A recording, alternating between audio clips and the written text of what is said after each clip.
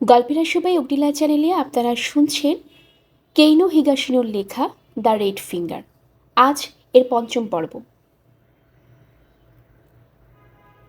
ছেলের ঘরে বিপরীত দিকের ঘরের দরজাটা খুলল। মাস্টার বেডরুম এটা।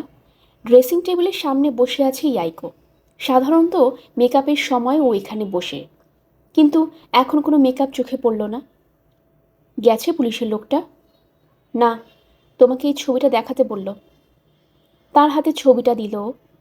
এখানে কেন এসেছে জানি না। আশপাশে সব বাসাতেই খোঁজ খবর নিচ্ছে। খুব সম্ভবত প্রত্যক্ষদর্শী কাউকে খুঁজছে। বলে দাও আমি কাউকে দেখিনি। সেটা তো বলবই, কিন্তু ছবিটা দেখো। কেন? দেখে বোঝার চেষ্টা করো কি করেছি আমরা। না, দেখতে চাই না আমি। দীর্ঘশ্বাস ফেলল আকিও। ও জানে যে মেয়েটা নিষ্পাপ চেহারা দেখলে সহ্য করতে পারবে না ইয়াইকো। ঘর থেকে বেরিয়ে এলো। ছেলের ঘরে ডোর নবে মোচড় দিল একবার। ভেতর থেকে আটকানো। নিজেকে ওদের কাছ থেকে আলাদা করে রেখেছে নাওমি। কি করছো?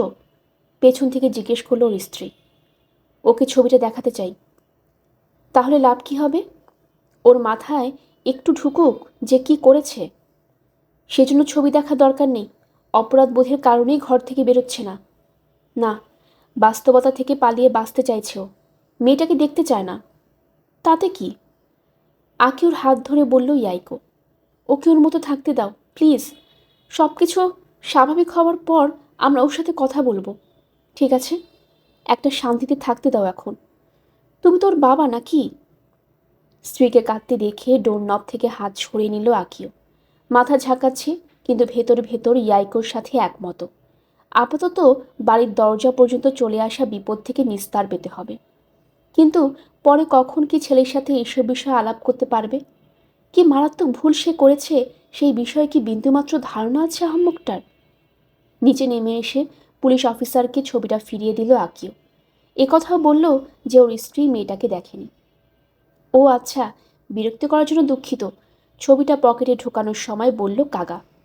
আর কিছু? জি, বলে বাগানের দিকে তাকালো কাগা। আকিওর মনে হচ্ছে কেউ বুঝিয়ে ওর বুকের ভেতর হাতুড়ি পেটা করছে। কিছু জানতে চান? আমি যে প্রশ্নটা করব সেটা আপনার কাছে অদ্ভুত মনে হতে পারে, কাগা বলল জবাবে। আপনাদের উঠানের ঘাস কোন জাতের? কোন জাতের? খসখসে কণ্ঠে বলল আকিও। জানা নেই আপনার?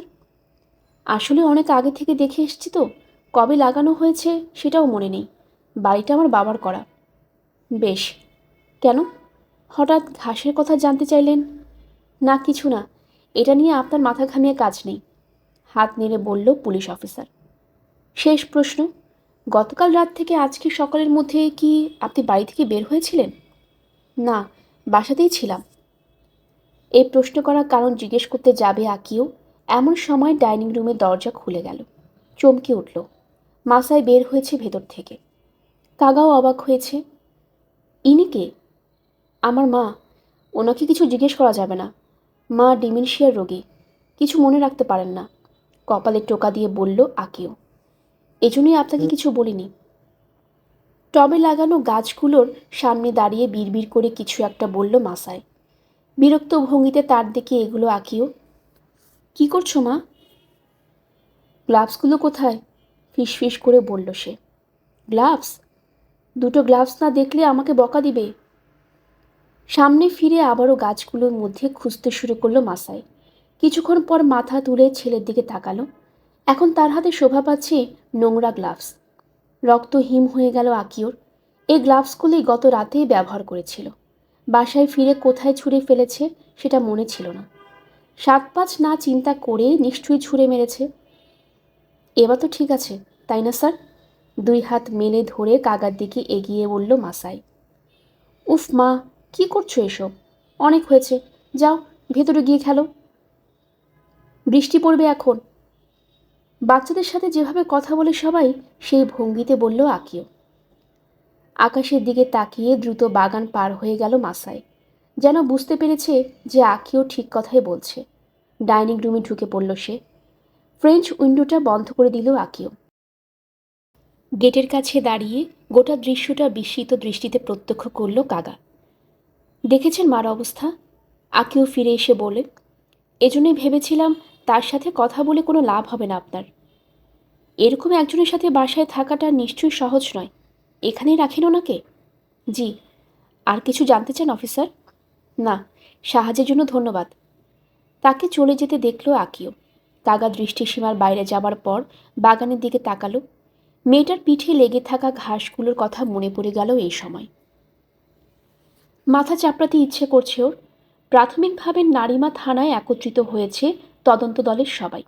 প্রথম মিটিংটা শুরু হলো দুপুর 2টোর কিছুক্ষণ পর। টেবিলের একদম মাথার কাছে বসে থাকা এক সহকর্মীর দিকে আড়াল থেকে এক দৃষ্টিতে তাকিয়ে আছে মাতসুমিয়া। প্রায় 10 বছর পর তাকে দেখল। চেহারা বা শারীরিক গঠনে সেরকম কোনো পরিবর্তন আসেনি। লম্বা সময় ধরে কেন্দ্র অনুশীলনের কারণে এমনটা হতে পারে। পিঠ একদম সোজা করে বসে আছে।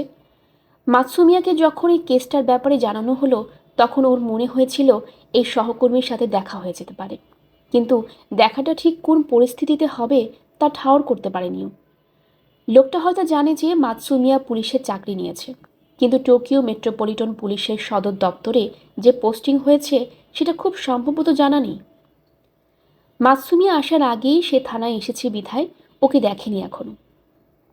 সঠিক সময় শুরু হয়ে গেল মিটিংটা। সব পরীক্ষক জানিয়েছেন গত দিন বিকেল 5টা থেকে সন্ধ্যা 8টার মধ্যে কোনো একটা সময়ে শ্বাসরোধে হত্যা করা হয়েছে ইউনাকে। গলায় শ্বাসরোধের চিহ্ন বাদে পুরো শরীরে আর কোনো ক্ষতচিহ্ন নেই। পাকস্থলী পরীক্ষা করে জানা গেছে মৃত্যুর আগে আইসক্রিম খেয়েছিল মেয়েটা। এই তথ্য থেকে বলা যায় সে আইসক্রিমের দোকানটা থেকে ইউনায় আইসক্রিম কিনেছিল সেদিন। কয়েকজন প্রত্যক্ষদর্শী পার্কটার পাশে বেশ গাড়ি রাখা ছিল বলে জানিয়েছে। অনেকেই জায়গাটা পার্কিং স্পেস হিসেবে ব্যবহার করে। তবে রাতের বেলা কেউ কোনো গাড়ি দেখেনি। খুনির সাথে সম্পর্ক থাকতে পারে এমন কিছু খুঁজে পায়নি পুলিশ। তবে ফরেনসিক টেকনিশিয়ানরা বেশ কিছু আগ্রহদীপক তথ্য দিয়েছে। ভিকটিমের পোশাকে বেশ কিছু ঘাস খুঁজে পেয়েছে তারা, জাপানিজ জয়সিয়া জাতের। এখান থেকে অনুমান করা যায় ভিকটিমের মৃতদেহ কোনো একটা পর্যায়ে খুব বেশি যত্ন নেওয়া হয় না এরকম কোনো বাগানে রাখা ছিল। এছাড়াও ট্রিফোলিয়াম রিপেনেন্স বা হোয়াইট ক্লোভার গাছের পাতা পাওয়া গেছে। টেকনিশিয়ানদের মতে জয়সিয়া ঘাসের মধ্যেই জন্মিয়েছে গাছটা। কাসুগাইরা যে অ্যাপার্টমেন্টে থাকে সেখানে কোনো বাগান নেই। ছোট্ট ইউনা সচরাচর যে পার্কটায় খেলতো সেখানকার গ্লাস ভিন্ন জাতের। গিঙ্গো পার্কটায় ঘাস জন্মানোর মতো কোনো জায়গা নেই। আরেকটা উল্লেখযোগ্য তথ্য জানিয়েছে ফরেনসিক টেকনিশিয়ানরা, মেয়েটার পায়ের মোজাতেও ঘাসের উপস্থিতি লক্ষ্য করা গেছে। কিন্তু তাকে পার্কে যখন পাওয়া যায় তখন তার 2 পায়ে স্নিকার্স ছিল। বাচ্চারা মাঝে মাঝে ঘাসের মধ্যে খেলে, সেখানেও শুয়েও থাকে। সেক্ষেত্রে জুতা খুলে ফেলাটা অস্বাভাবিক কিছুও নয়। কিন্তু গতকাল সকাল অবধি মুষলধারে বৃষ্টি হয়েছে। আশেপাশে সব উঠান একদম ভেজা থাকার কথা। তাই ওরকম পরিবেশে কারো জুতা খুলে খেলা বা ঘাসের মধ্যে শুয়ে থাকার কথা নয়। তাছাড়া ইউনার পায়ে স্নিকার্স জোড়ায় ফিতা আছে, সহজে খুলে আসবে না। সুতরাং সে যে নিজ ইচ্ছায় ঘাসে শোয়নি তা যে কেউ বুঝতে পারবে। এক্ষেত্রে প্রথমেই মাথায় আসবে মৃত্যুর পর হয়তো ঘাসের উপর ফেলে রাখা হয়েছিল তাকে। জনবহুল কোনো জায়গায় বা একদমই সম্ভব না। আশেপাশে সবাই নজরে পড়তো ব্যাপারটা। সুতরাং কোনো বাড়ির ভেতরে রাখা হয়েছিল তাকে, খুব সম্ভবত কারো উঠানে। এই তথ্যগুলো জানতে খুব বেশি সময় লাগেনি বিধায় নারিমা থানার কর্মীরা আশেপাশে কোনো কোনো বাড়িতে এরকম ঘাস আছে তা খুঁজতে বের হয়। জাপানিজ জয়সিয়া হচ্ছে গোটা জাপানের সবচেয়ে বেশি জন্মানো ঘাস, তাই সংখ্যাটা নেহাতি কম নয়। আর অপরাধী যদি গাড়ি চালিয়ে অন্য কোথাও থেকে আসে তাহলে তো কথাই নেই। সেক্ষেত্রে পুরো টোকিওই সম্ভাব্য অপরাধস্থল হতে পারে। মিটিংয়ে সবাই রিপোর্ট জমা দিয়েছে, সেসব নিয়ে আলোচনা চলছে। মাতসুমিয়াকে অবাক করে দিয়ে সে যাকে এতক্ষণ লক্ষ্য করছিল সেই কথা বলে উঠল সবার প্রথমে। আমার নাম কাগা, নারিমা থানায় আছি। এই ডিস্ট্রিক্টের 1 থেকে 7 নম্বর সেক্টরে মোট 24টা বাসায় এমন বাগান আছে যেখানে ঘাস জন্মে। সেগুলোর মধ্যে মোট 13টা বাগানে ঘাস জাপানিজ জয়সিয়া জাতের। তবে এই তথ্যটা পুরোপুরি ঠিক নাও হতে পারে। যারা আমাকে তথ্যগুলো দিয়েছে তাদেরও ভুল হওয়ার সম্ভাবনা আছে। বাকি 11টা বাড়ির ঘাস কোন জাতের তা এখন আমরা জানি না। ভিকটিমের ছবি সবাইকে দেখানো হয়েছে। তাদের মধ্যে ইউনাকে চিনতে পেরেছে কেবল 3 জন। কিন্তু গত কয়েকদিনে তাদের কারোর সাথে দেখা হয়নি মেয়েটার।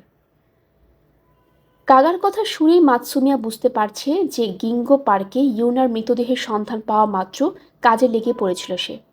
এরপর অন্য তদন্ত কর্মকর্তারা যার যার রিপোর্ট পেশ করল।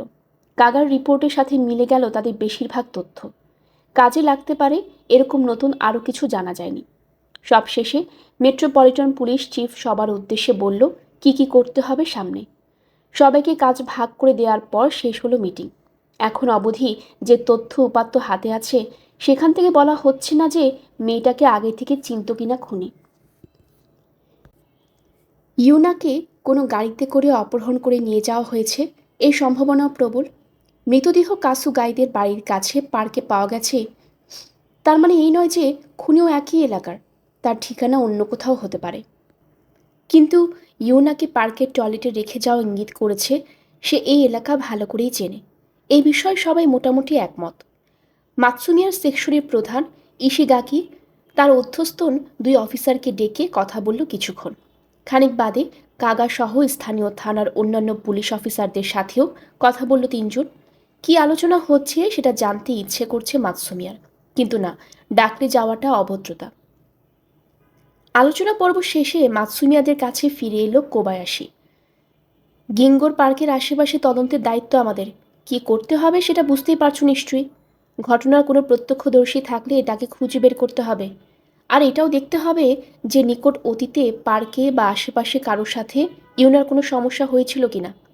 ভিকটিমের শরীরে যে ঘাসের উপস্থিতি পাওয়া গেছে তা আমাদের তদন্তে সাহায্য করবে। আর তোমাদের কারো চোখে যদি সন্দেহজনক কিছু পড়ে অবশ্যই খতিয়ে দেখবে। কোবায়াশি সবাইকে যার যার কাজ বুঝিয়ে দিল। তুমি ডিটেকটিভ কাকার সাথে কাজ করবে। নির্দেশটা শুনে অবাক না হয়ে পারল না মাতসুমিয়া। চেহারাতেও ছাপ পড়ল সেই বিস্ময়ে। তোমার কানে নিশ্চয়ই গেছে যে কাকা কতটা দক্ষ একজন ডিটেকটিভ। আমি বেশ কয়েকবার কাজ করেছি ওর সাথে। খুব যে সহজ হবে তা বলবো না, কিন্তু কাজ করলে অনেক কিছু শিখতে পারবে। হ্যাঁ, কিন্তু কি? মাসুমিয়ার চোখের দিকে তাকিয়ে জিজ্ঞেস করলো কোবায়াশি। না, কিছু না, মাতসুমিয়া বলে। একসাথে কাজ করতে পারলে ভালোই লাগবে। এই সময় ওর পেছন থেকে বলল কেউ। পেছন ফিরে দেখে কাকা তাকিয়ে আছে ওর দিকে, চোখে ইঙ্গিতপূর্ণ দৃষ্টি। আমারও ভালো লাগবে, বলল মাতসুমিয়া। কোবায়াশি আর অন্যান্যরা সরে গেল ওখান থেকে। অনেকদিন পর, মাতসুমিয়া বলে। হ্যাঁ, স্বভাব সুলভ ভাবালো কণ্ঠে বলে কাগা।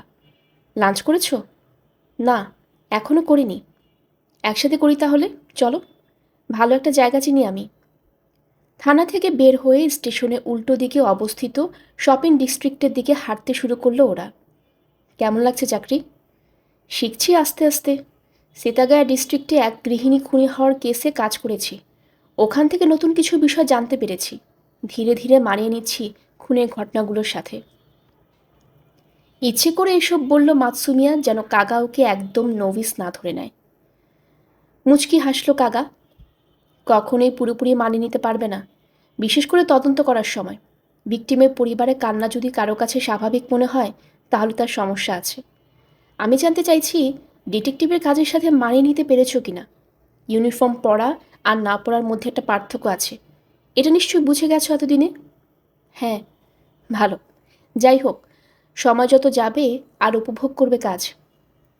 মূল রাস্তা থেকে কিছুটা ভেতরে একটা ছোট রেস্তোরাঁয় ওকে নিয়ে গেল কাগা। দরজার কাছের টেবিলটায় বসলো দুজনে। রেস্তোরাঁ মালিকের ব্যবহার দেখে মনে হচ্ছে এখানে সম্ভবত প্রায়ই আসে কাগা। এই রেস্তোরাঁর সব খাবার ভালো, গ্রিল চিকেনের মেনুটা দেখতে পারো। আচ্ছা, মাতসুমিয়া বলে। তবে শেষ পর্যন্ত মাছের একটা আইটেম নিল আর কাগা নিল জিঞ্জার গ্রিলড পর্ক। সকলে যখন শুনলাম আমাদের এখানে আসতে তখনই ভেবেছিলাম তোমার সাথে দেখা হয়ে যাবে হয়তো। বাহ, আমাকে দেখে নিশ্চয়ই অবাক হয়েছ। খুব একটা না, তোমাকে দেখেই মনে পড়েছিল। এখন কোথায় তোমার পোস্টিং? আমি যে মেট্রোপলিটন পুলিশ ডিপার্টমেন্টে, এটা আগে থেকে জানতে? হ্যাঁ। মামা বলেছে তোমাকে? না, হেডকোয়ার্টার কি হয় না হয় সেসব নিয়ে অনেক কানাঘুষা চলে স্থানীয় থানাগুলোয়। ওহ, কাগার পোস্টিং একসময় মেট্রোপলিটন পুলিশ ডিপার্টমেন্টে ছিল। এখনও নিশ্চয়ই পরিচিত কেউ না কেউ আছে ওখানে। আমাদের যে একসাথে কাজ করতে হবে তা ভাবিনি। আমার বসের সাথে কথা হয়েছে তোমার? না। কেন? একসাথে কাজ করলে কোনো সমস্যা? না না, ওরকম কিছু না, একটু চিন্তা হচ্ছিল আর কি। শোনো, তুমি চাইলে কোবায়াশির সাথে কথা বলতে পারি আমি। বললাম তো, কোনো সমস্যা নেই। এবারে আগের তুলনায় তীক্ষ্ণ স্বরে কথাটা বলল মাতসুমিয়া। টেবিলের উপর হাত রাখল কাগা। আমরা যারা স্থানীয় থানায় আছি তারা সবাই মেট্রোপলিটন পুলিশ থেকে যা যা নির্দেশ আসে সেগুলো মেনে চলে কেবল। আমাদের একসাথে কাজ করা কাকতালীয় ব্যাপার বলতে পারো, বড় জোর, আর কিছু না। সেরকম কিন্তু কিছু বলিনি। আমিও আমার বসের নির্দেশ অনুযায়ী কাজ করি। তাছাড়া কাজের সময় আমরা তো কাজিন না, সহকর্মী। সেরকমটা হলেই ভালো, নিস্পৃহ কণ্ঠে বলল কাগা। ওদের খাবার চলে এলো এই সময়। দুটো ডিশই দেখে দারুণ মনে হচ্ছে। বাসার বাইরে সাধারণত এরকম ভারী খাবার দাবার কমই খায় মাতসুমিয়া। মার রান্নাই ভালো লাগে ওর, কিন্তু কাগা একা থাকে, বিয়ে শাদী করেনি, করার ইচ্ছেও নেই। তাই এরকম খাবারের জন্য রেস্তোরাঁয় ভরসা তার, ভাবে মাতসুমিয়া। ফুপুর শরীর ভালো? চপস্টিক তুলে নিয়ে বলে কাগা। বিস্মিত দৃষ্টিতে তার দিকে তাকায় মাতসুমিয়া। পর মুহূর্তেই চোখ নামিয়ে নেয়। যথাসম্ভব চেষ্টা করছে যেন ওর ব্যবহারে কোনো প্রকার ছেলে মানুষই না প্রকাশ পায়। কিছুক্ষণ চুপ থাকার পর বলল, হ্যাঁ, ভালোই আছে। এখনও আগের মতনই বেশি কথা বলে। তোমার সাথে দেখা হলে খোঁজ খবর নিতে বলেছিল, কিন্তু সেটা অনেক আগের কথা। তাছাড়া আমিও জানতাম না কবে আমাদের দেখা হবে। বুঝেছি। খেতে শুরু করলো মাতসুমিয়া, কিন্তু মাথায় ঘুরপাক খেতে থাকা চিন্তাগুলো খাবারটা উপভোগ করতে দিচ্ছে না। কাগারি খাওয়া শেষ হলো আগে।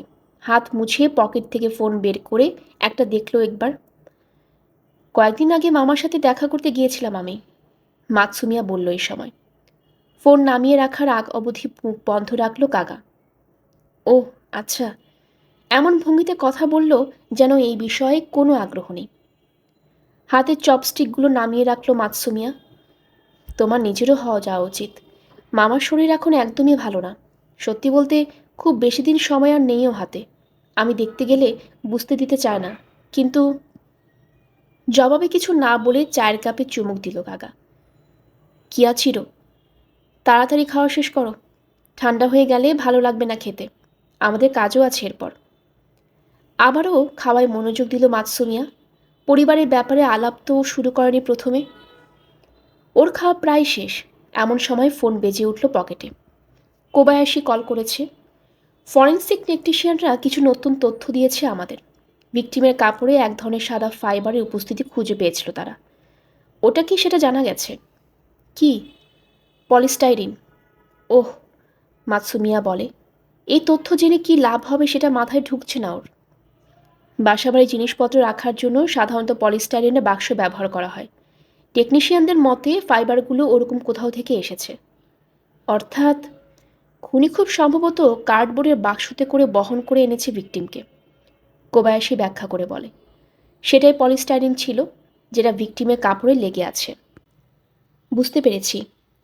আমরা এখন খুঁজে দেখব পার্কের আশেপাশে ওরকম কোনো বাক্স খুঁজে পাই কিনা। কে জানে, কাজ শেষে খুনি হয়তো ফেলে দিয়েছে ওটা। তবে সেই সম্ভাবনা কম। বাসাতেই হয়তো নিয়ে গেছে। তোমরা যখন ঘাসের ব্যাপারে তদন্ত করতে বাড়িতে বাড়িতে যাবে এই বিষয়টা মাথায় রেখো। ঠিক আছে, বলে ফোন কেটে দিল মাতসুমিয়া। কাগাকে সব খুলে বলল। খুব একটা লাভ হবে না, শেষে যোগ করে দিল। মানে? আমি যদি খুনি হতাম তাহলে বাসা কাছে হলেও বাক্সটা বাড়িতে ফেরত নিয়ে যেতাম না, গাড়িতে করে নিয়ে দূরে কোথাও ফেলে আসতাম। কাগার চেহারা দেখে বোঝা যাচ্ছে না ওর কথার সাথে একমত কিনা সে। থুতনি দুই হাতের উপরে রেখে ল্যাপটপের স্ক্রিনের দিকে এক দৃষ্টিতে তাকিয়ে আছে সে। বদলে গেল ইয়াইকোর অভিব্যক্তি। হাতে ধরে রাখা চায়ের কাপটা শব্দ করে নামিয়ে রাখলো টেবিলের ওপর। ভেবেচিন্তে বলছো যা বলার? হ্যাঁ, আমাদের উচিত আত্মসমর্পণ করা, নাওমিকে পুলিশের কাছে নিয়ে যাওয়া। লম্বা একটা সময় স্বামীর দিকে তাকিয়ে রইল সে। আমিও চিন্তাই করতে পারছি না। আমাদের হাতে আর কোনো উপায় নেই। তোমাকে তো বললাম যে পুলিশের লোকেরা এলাকার সবগুলো বাড়িতে খোঁজ নেবে। কোনোভাবে যদি জানতে পারে ঘাসগুলো আমাদের বাড়ির, তাহলেই সব শেষ। আমরা এখনও কিছুই জানি না। পুলিশের লোকটা কিন্তু ঘাসের ব্যাপারে তোমাকে কিছু বলেনি। সেটা না বললেও বোঝা যায়। কোনো কারণ ছাড়া কেউ কি আমাকে জিজ্ঞেস করবে বাগানে ঘাস কোন জাতের? মেয়েটার কাপড়ে নিশ্চয়ই ঘাসের উপস্থিতি পেয়েছে ওরা। কিন্তু তুমি না বললে সব ঘাস ছেড়ে ফেলেছ? পানিও তো ঢেলে দিয়েছ, যাতে না লেগে থাকে প্যানে। আমি এতক্ষণ কি বললাম সেটা তোমার কানে যায়নি?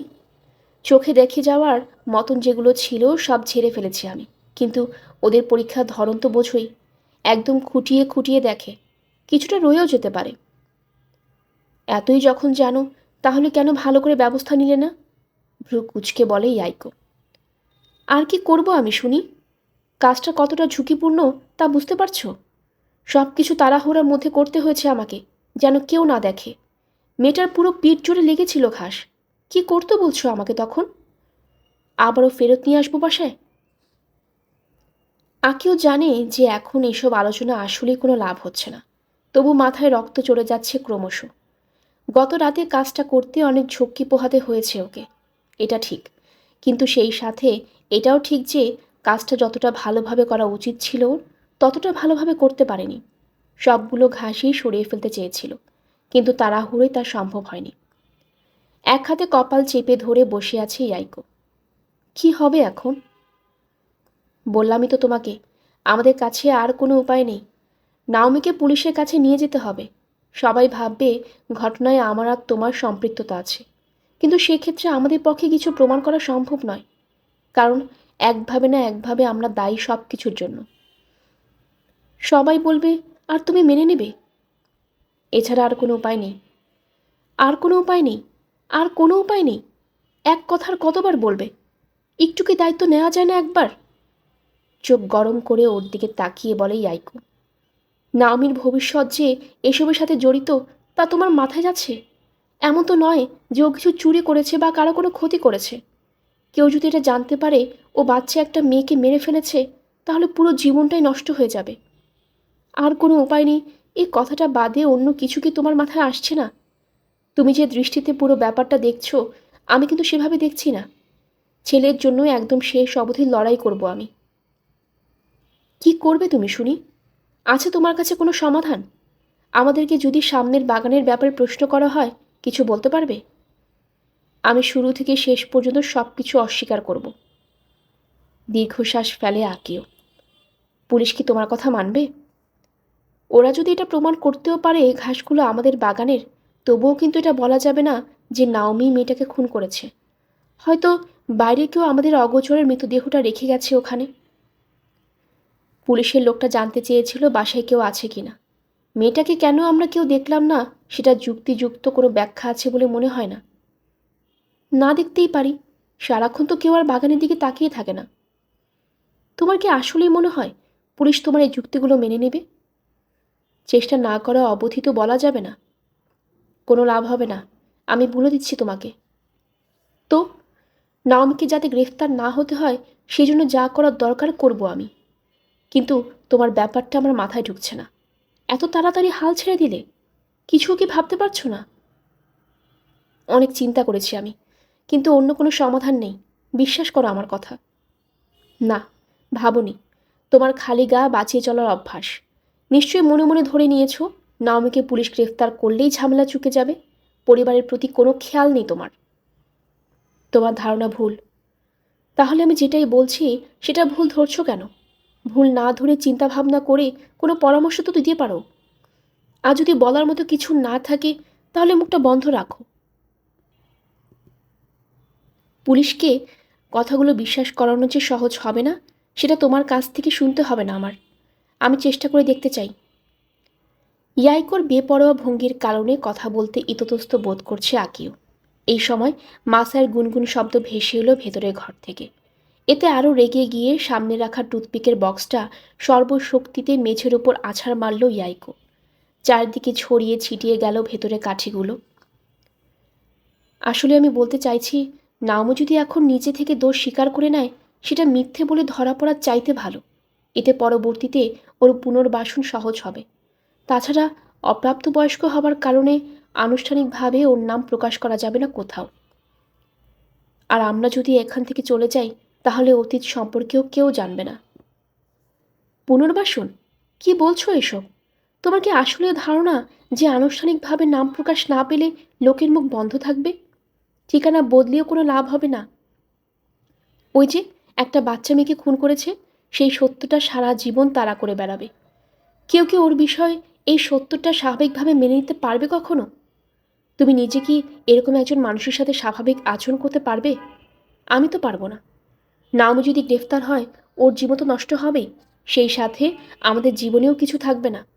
আর এই সত্যটা যদি বুঝতে না পারো, তাহলে তোমার চেয়ে বড় আহাম্মক আর কেউ নেই। কি বলবে বুঝে উঠতে পারছে না আকিও। ইয়াইকোর কথাগুলো যে বাস্তব, সেই বিষয়ে কোনো সন্দেহ নেই। এই একদিন আগ অবধিও আকিওর মনে হতো অপ্রাপ্ত বয়স্কদের অপরাধের পূর্ণ শাস্তি পাওয়া উচিত, আর হত্যা বা ধর্ষণ এরকম হীন সব অপরাধের জন্য মৃত্যুদণ্ডই শ্রেয়। একজন খুনি কখনোই নিজের ভুল বুঝতে পারে না, কিন্তু এখনকার আইন অনুযায়ী নির্দিষ্ট একটা সময় অবধি হাজতবাসের পর ছেড়ে দেওয়া হয় খুনিদের। ইয়াইকো ঠিকই বলেছে, একজন চিহ্নিত খুনির পাশাপাশি একই বাসায় থাকা সহজ হবে না, সে যত কম বয়সী খুনটা করুক না কেন। চুপ করে আছো কেন এখন? বলো কিছু। অশ্রুসিক্ত চোখে বলল ইয়াইকো। মন্ত্র জপার মতন একটানা গুনগুন করেই চলেছে মাসায়। আমাদের যদি কিছু করতে হয়, তাহলে একদম ভেবে চিনতে করতে হবে। ভেবে চিনতে? মিথ্যে বললে। একদম হিসাব কষে বলতে হবে।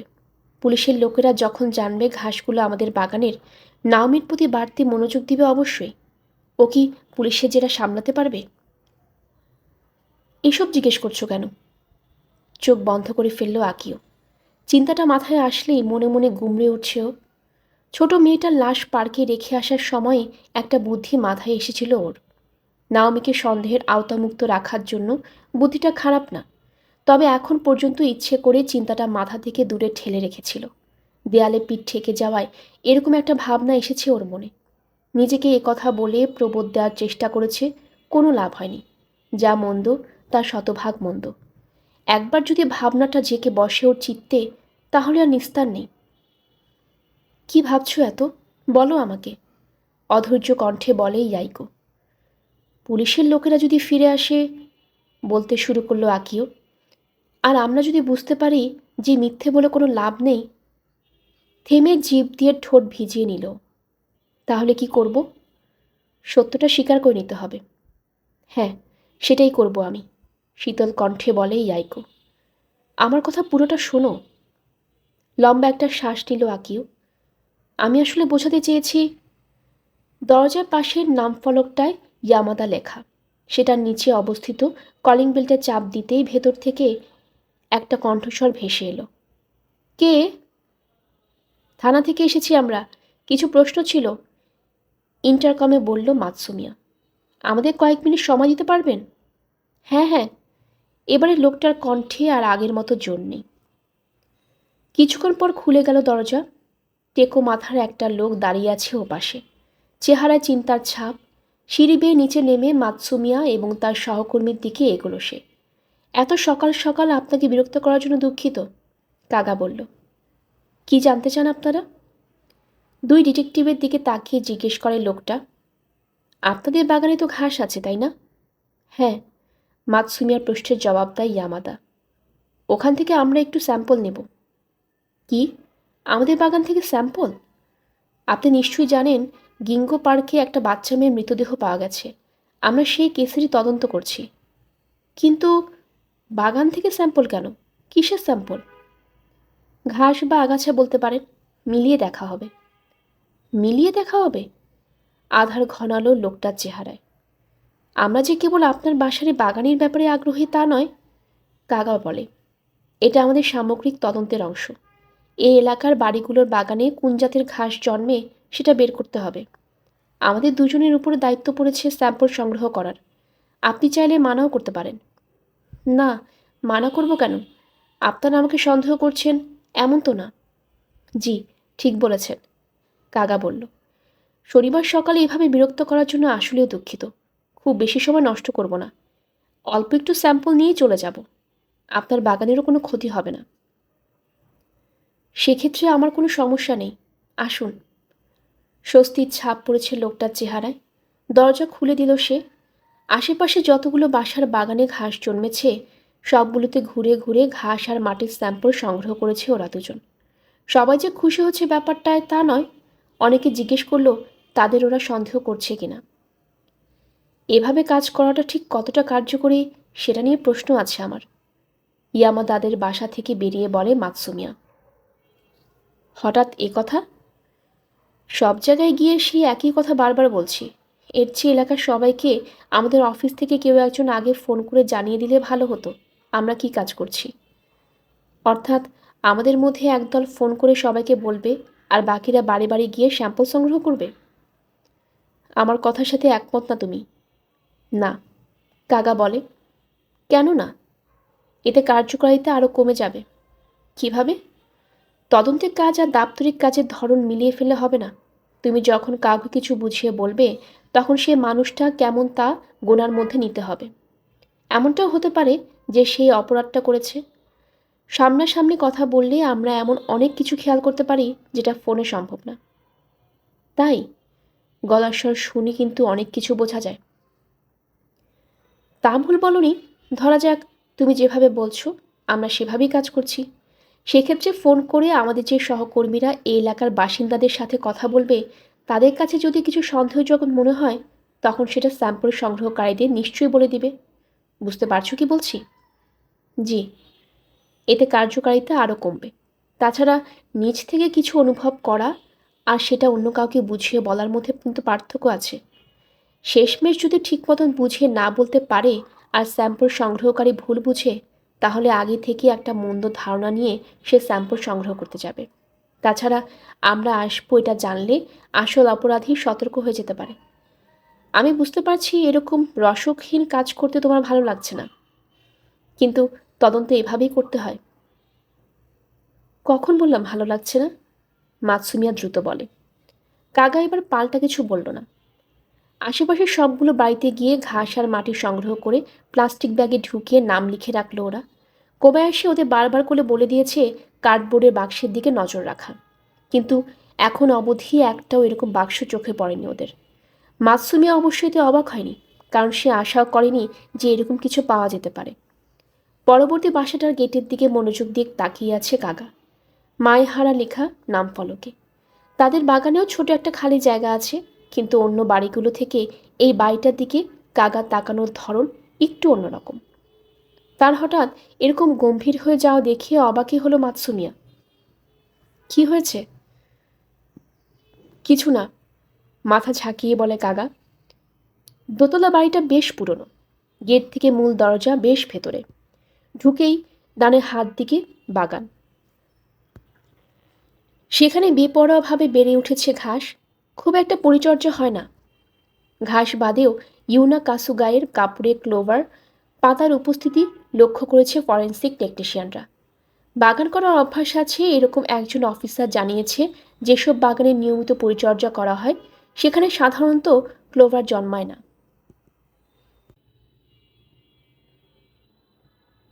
গল্পের সময় অগ্নিলা চ্যানেলে আপনারা শুনছিলেন কেইগো হিগাশিনোর লেখা দ্য রেড ফিঙ্গার।